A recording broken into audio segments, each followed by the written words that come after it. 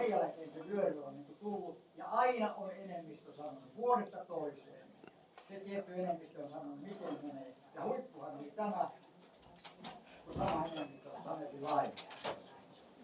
Mikä se lain sisältö on? Ei tietenkään olisi tässä, vaan tämä esitys. Jos ei kertakaikkisesti muu auta, niin ehdotuksemme on myöskin se, että puhalletaan peli poikki, otetaan se kuuluisa pyöreä pöytä ja sitten ruvetaan kuulemaan oikealla tavalla kaikkia osallisia. Sitten oikealla tavalla kaikkia osallisia. Lähdetään siitä kasaamaan tämä. Niin kyllä sieltä sopu löytyy. On sanottu, että kaikki solmut pystytään avaamaan ja kaikki ongelmakysymykset ratkomaan. Niin tämäkin, kun se ratkotaan oikealla tavalla. Mutta kiitos vielä tästä kahvistelusta.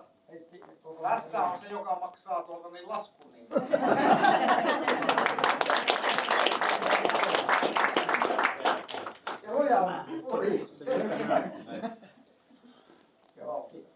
Joo, mutta kiitos Kari tästä ja tosiaan niin Matias Marttinen on kokoomuksen eduskuntaryhmän puheenjohtaja ja suuri Lapin ystävä myös.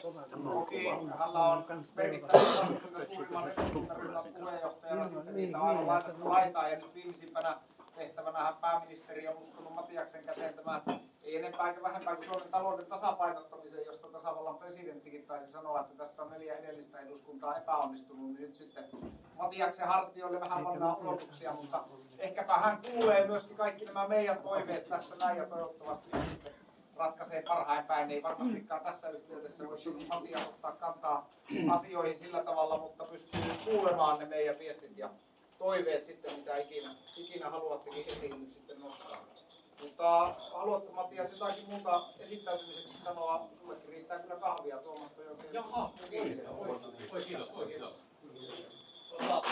Lämmitys Heikki ja suuri ilo kunnia, että kaikkia tavataan. Lämpimästi tervetuloa eduskuntaan vielä omasta puolestani ja tietysti haluan tervehtiä teitä koko eduskuntaryhmän puolesta. Ja tosiaan olen aamupäivänä aamun ollut tässä säästötalkoissa, tuli juuri sieltä säästöneuvotteluista ja nyt sitten tästä taas jatketaan kohti iltapäivää.